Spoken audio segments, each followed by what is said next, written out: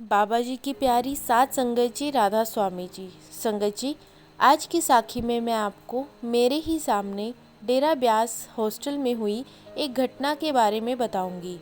आप सबसे हाथ जोड़कर विनती है कि वीडियो को पूरा सुनें और कमेंट बॉक्स में अपने शहर का नाम ज़रूर लिखें, जिससे हमें पता लगे कि बाबा जी की संगत दुनिया के किस कोने से यह साखी सुन रही है। वीडियो के अंत में राधा स्वामी संत मत से जुड़ा एक सवाल संगत से पूछा जाएगा, उसका जवाब ज़रूर दें। साथ संगत जी, डेरा ब्यास बहुत पहले के समय में एक जंगल था। धीरे धीरे बाबा जी ने अपने संगत के आराम और सहूलियत के लिए डेरे में विकास कार्य शुरू किया, जो आज भी चल रहा है। कई तरह की बिल्डिंग, शेड, शौचालय, सत्संग घर, लाइब्रेरी और हॉस्टल बनाए गए। डेरा ब्यास और हर शहर, हर देश के राधा स्वामी सत्संग घर पूरी दुनिया में सफाई और डिसिप्लिन के मामले में सबसे पहले नंबर पर हैं, और इसका कारण है बाबा जी के सेवादार। बाबा जी के सेवादार बहुत ही प्यार लेकिन ज़रूरत पड़ने पे सख्ती के साथ और नियमों के साथ सेवा करते हैं। यदि सेवादार संगत को नियम निभाने के लिए और डिसिप्लिन में रहने के लिए ना कहें, तो शायद सेवादारों के बिना इतनी सारी संगत को संभालना नामुमकिन हो जाएगा। पिछली साखी में मैंने आप सबको बताया था कि मैं अभी 30 जून वाले सत्संग पर डेरा ब्यास गई थी।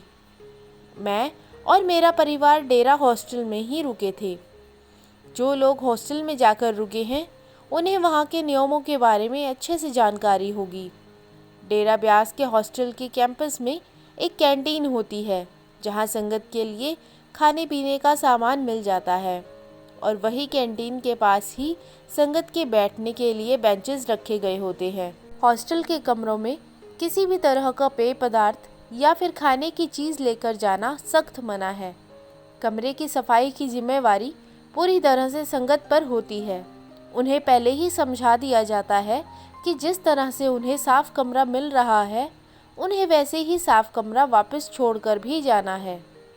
हॉस्टल छोड़ते हुए अपने कमरे की बेडशीट और तकिए के कवर, यह सब कुछ हॉस्टल में ही लॉन्ड्री रूम में देकर आना होता है।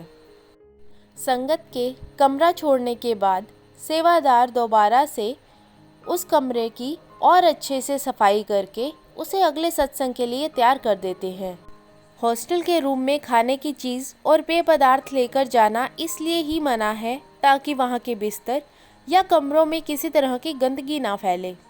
इन नियमों का सख्ती से पालन करवाने के लिए हर हॉस्टल के गेट पर सेवादार को बिठाया जाता है, जो कमरे में जाती हुई संगत को हमेशा यही याद दिलाते हैं कि वह खाने का कोई भी सामान या कोई भी ड्रिंक अंदर ना लेकर जाएं। रविवार 30 जून के दिन जब मैं हॉस्टल में थी, तब बहुत ज़्यादा बारिश हो रही थी। फिर भी सेवादार अपनी सेवा बहुत अच्छे से निभा रहे थे। तभी संगत में से एक भाई हॉस्टल की कैंटीन में से एक चाय का कप और बहुत सारा खाना लेकर अपने कमरे की तरफ जा रहा था। उस वक्त गेट पे जो सेवा कर रही थी, वह बीबी बुजुर्ग थी। बीबी ने उस भाई को बड़े ही प्यार से समझाया कि अंदर चाय या कोई और ड्रिंक लेकर जाना सख्त मना है, पर वह भाई नहीं माना और अचानक भागकर अपने कमरे की तरफ चला गया। सेवादार बीबी बुजुर्ग होने के कारण उसके पीछे नहीं भाग पाई। यह बात उस सेवादार बीबी ने दूसरी सेवादार बीबी से कही, और वह बीबी उस भाई का पीछा करने के लिए गई, लेकिन वह भाई उन्हें कहीं भी नहीं दिखाई दिया। सेवादार बीबी बहुत परेशान हो गई, क्योंकि यदि जत्थेदार जी को यह बात पता लगी कि इस सेवादार बीवी की मौजूदगी में खाने पीने का कोई सामान अंदर गया है, तो शायद उन्हें दोबारा से सेवा का मौका नहीं दिया जाएगा। वह दोनों सेवादार बीबी बात ही कर रही थी कि वह भाई दोबारा से वहां आ गया और सेवादार बीबी के पैरों में हाथ लगाकर माफ़ी मांगने लगा। लेकिन बीबी ने उसके कमरे का नंबर उससे पूछना चाहा, क्योंकि उस वक्त बीबी ने उसे बहुत प्यार से समझाने की कोशिश की थी, पर वह भाग गया था। और जब वह वापस आया, तब वह सारा सामान कमरे में ही रख कर आया था और कहने लगा कि वह सारा खाना वह अपने छोटे बच्चे के लिए लेकर गया था। डेरा ब्यास में हर जगह पर जो भी नियम लागू किए गए हैं वह सारी संगत के लिए एक से ही हैं। उस मामले में कोई भेदभाव किसी के साथ नहीं किया जाता। लेकिन हॉस्टल के नोटिस बोर्ड पर यह भी लिखा है कि अगर कोई अपाहिज, बुजुर्ग या अपने बच्चे के लिए कुछ खाने पीने का सामान कमरे तक लेकर जाना चाहता है तो उसे पहले हॉस्टल के ऑफिस में जाकर परमिशन लेनी होगी। लेकिन उस भाई ने परमिशन लेना तो दूर, सेवादार बीबी का ही अपमान कर दिया। उस भाई के माफ़ी मांगने पर बीबी ने बस यही कहा कि अपने कमरे का नंबर बता दो। लेकिन वह भाई फिर से अपनी अकड़ में आ गया और बीबी के साथ बहुत बुरी तरीके से बात करने लगा और ऐसे करते हुए वह वापस भागकर अपने फ्लोर पर चला गया। इस बार सेवादार बीबी ने यही कहा कि अब मैं इसे पहचान चुकी हूँ और इसका हॉस्टल में आगे से आना ही कैंसिल करवा दिया जाएगा। संगत जी, हमें समझना चाहिए कि डेरा या बाहर कहीं भी सत्संग घरों में बनाए गए नियम हमारे ही भले के लिए हैं। ऐसी हरकतें करके हम सेवादारों को मुसीबत में डालने के साथ साथ अपने लिए भी मुसीबत खड़ी करते हैं। डेरे में सत्संग में कई बार अनाउंसमेंट की जाती है कि सेवादार जो कहे उनकी बात मानी जाए, लेकिन तब भी हम वहां जाकर इतना बुरा व्यवहार करते हैं। उस भाई को सेवादार बीबी की बात माननी चाहिए थी। अगर उनकी इतनी ही कोई मजबूरी थी तो उन्हें हॉस्टल के ऑफिस से परमिशन लेनी चाहिए थी। सेवादारों की बात ना मानने के कारण हमारे कारण सेवादारों से उनकी सेवा छीन ली जाती है या फिर उन्हें बहुत ज़्यादा डांट पड़ जाती है, क्योंकि इससे सिर्फ सेवादारों के ऊपर ही नाम आता है कि उन्होंने ठीक से सेवा नहीं की। हम सब डेरा ब्यास बाबा जी का सत्संग सुनने के लिए जाते हैं। हमें वहाँ के नियम और डिसिप्लिन को हमेशा ध्यान में रखकर सेवादारों की बात सुननी चाहिए।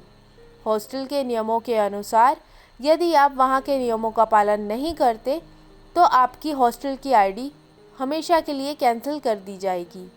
डेरे की सफाई और डेरे में हम जहाँ भी रुकें वहाँ की सफाई की जिम्मेदारी हमारी बनती है।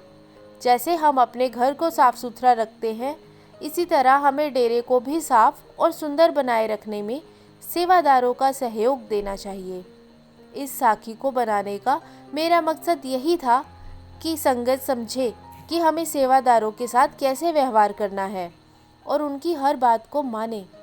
क्या हम डेरे में जाकर कुछ भी नहीं सीखते? बाबा जी का सत्संग सुनने के बाद भी और सेवादारों के बार बार विनती करने के बाद भी सत्संग खत्म होते ही संगत सेवादारों की बातों को अनसुना करके सत्संग घर में इधर उधर दौड़ने लगती है। सत्संग खत्म होने के बाद सेवादार विनती करते हैं कि पंडाल में बहुत बुजुर्ग और बच्चे भी हैं, इसलिए भीड़ में धक्का ना दें और आराम से चलें। लेकिन संगत सब कुछ सुनकर भी अनसुना कर देती है और इसी तरह का व्यवहार डेरा ब्यास में रेलवे स्टेशन पर भी किया जाता है।